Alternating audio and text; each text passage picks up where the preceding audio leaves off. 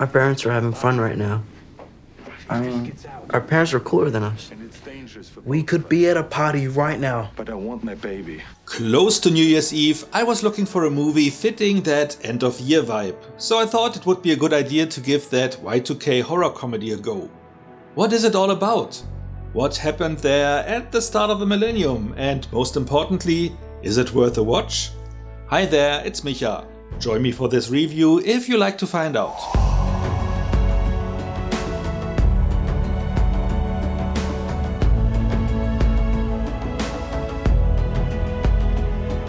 Before we start, a quick heads up for everyone too young to remember it or has already forgotten all about it.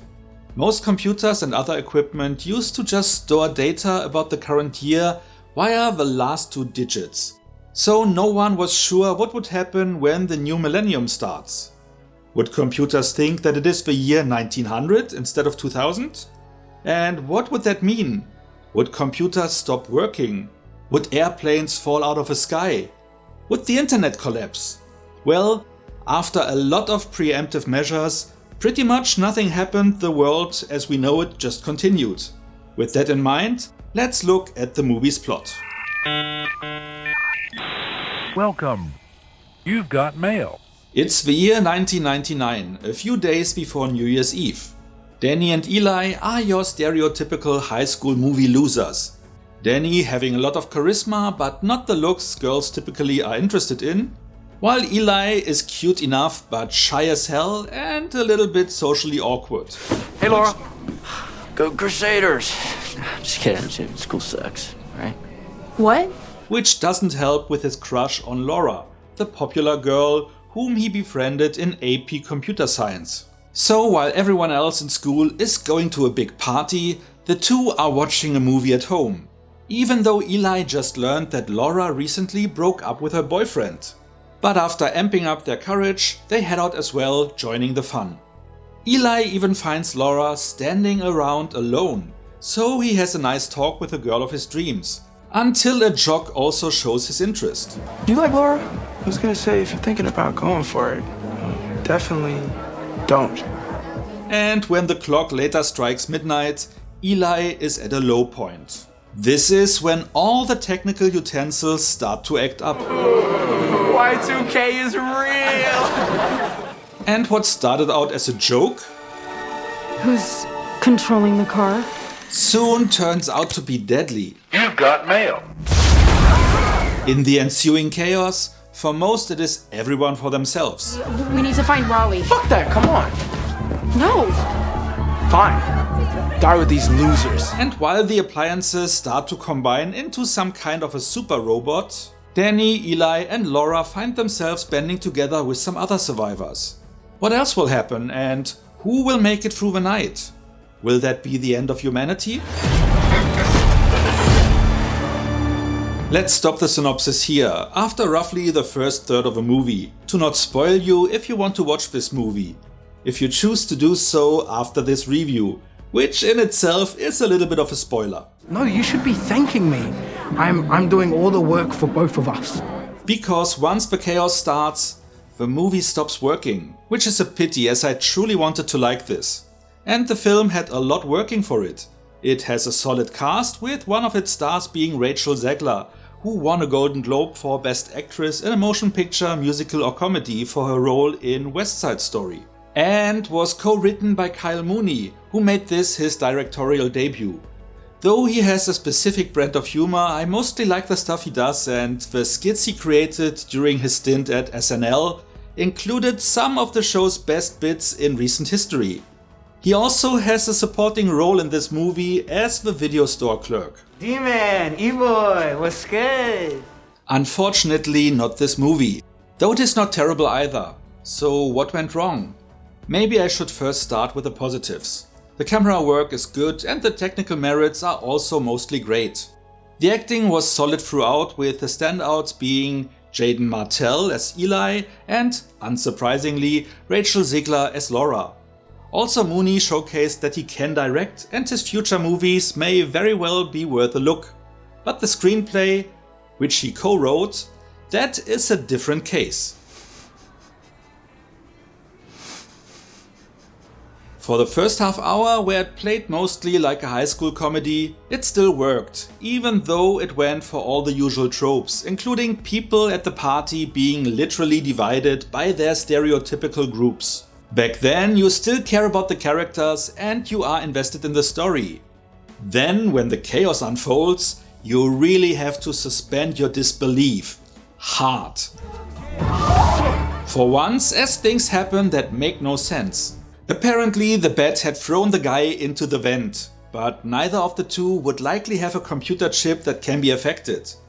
And then even more surreal stuff is happening, like people being attacked by a blender, where you ask yourself, how? It can't move on its own, so why would it be in that position? At that point, all is still fine, as you can tell yourself, okay, the movie goes down the route of total ridiculousness and absurdity, which would also have worked if the horror elements kept working. And some are pretty solid at the start and still thrilling. Or here more aptly, drilling. But again, after those initial scenes, there was only one or two more short instances of gore. That's it. The movie then kept leaning into the more absurd, but without the horror and also mostly devoid of fun. Some jokes played out well though, like the hilariously unspectacular demise of the annoying bully character. But overall, the humor is either not funny, at least to me, or cringy, and the plotline became more and more stupid, nonsensical to the point of being insulting to the viewer. Some of the nonsensical things you could stomach if they had committed to one approach, either total absurdity or somehow rooted in reality. But they pivoted back and forth, throwing in some drama like further character deaths that I guess were supposed to impact us, but towards the end just didn't. They kept piling on and on and on until the point was reached where you just gave up on the plot and didn't care anymore. The mom is also the dad. This is pathetic. More on that in the spoiler zone at the end of this video. In a nutshell, the mix doesn't work.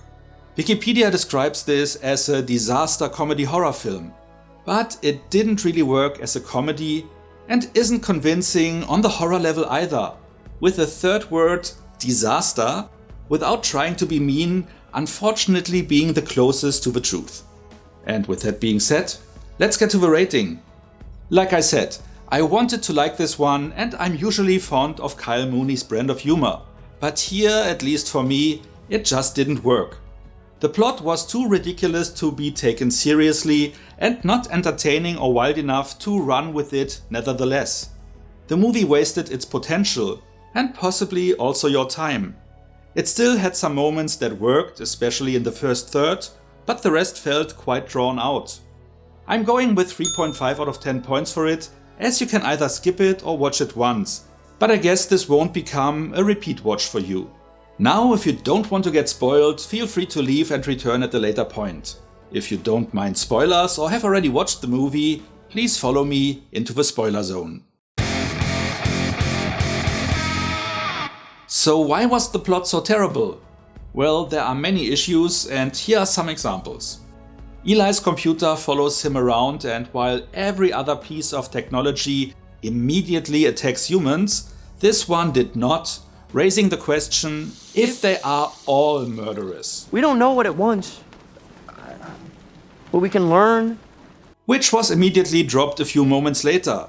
It also made no sense at all after we learned that all computers are linked into a so-called singularity, so his computer should not have acted on its own. And besides the visuals for that computer also being childish, it was clearly only brought in as an exposition dump to catch us up on the plan the singularity follows. The singularity is here. We're alive. Which is using human brains for processing power, with, by the way, no explanation as to what end other than taking over Earth. And that all is explained via a video clip Laura finds by hacking into the computer. And that hacking is visualized in the most ridiculous way that, even with all its laughable antics, would make the 1995 movie Hackers look like a documentary. That video even mentions that instead of herding humans to a simulation center, fellow computers can also just kill them. which again makes no sense other than explaining the carnage that happened before and why now almost no human is killed for the rest of the movie. Just why? Oh, why would they use a video humans can watch to convey their plans between each other? But wait, there is more. The Singularity immediately has technology ready to go to control humans. Chips that were invented and mass produced within minutes, God knows where, that also have the ability to change our eyes. I know it is meant to be funny, but it just comes across as stupid. For me it just didn't work. The script then also uses the universally panned plot point from Independence Day to infect the Singularity with a virus. They all run on a centralized network, a singular consciousness. Infect one, infect them all. And referencing that fact doesn't really make it any better. Oh, like this. Like this. In the penis day? And yes, that was Fred Durst from Limp Bizkit, who was thrown into the movie, well, to have him in there, I guess? I stopped asking questions at that point. The virus was also to be introduced via a USB thumb drive, which was invented in 1999. So I doubt it was already that commonly used by the general public, but why even bother with anachronisms at that point, right? The kill shot then was to learn that only the computers in this town went berserk, with a plan of taking over the world town by town. That doesn't make any sense at all and was unnecessary, as they already established that all computers are linked, so they could just have made this a global network. And did I mention the computer talking to the leads with an appearance borrowed from 1992's Lawnmower Man, which even looked dated by 1999? I keep repeating myself by saying that this was all meant to be nostalgic and referential. I get that. It just wasn't funny. The movie then ends with a time jump to 5 years later, just to show us that things returned to normal, I guess. Only to conclude with the most overused and lazy horror movie trope ever, which after 5 years, again, made no sense at all. I could also keep going, piling on and on and on, but I won't. What about you? Have you watched this movie and did it work for you? Would you still watch it if you haven't yet? What would have been a deal breaker for you? Whatever you like to share, let me know in the comments. And if you enjoyed this video, feel free to like, share or subscribe. So much for now, see you next time, and thanks for watching. Close to New Year's Eve, I was looking for a movie fitting that end of year vibe. Danny and Eli are your stereotypical, co-written by Kyle Mooney, who made this his directorial debut. And referencing that fact doesn't really make it any better.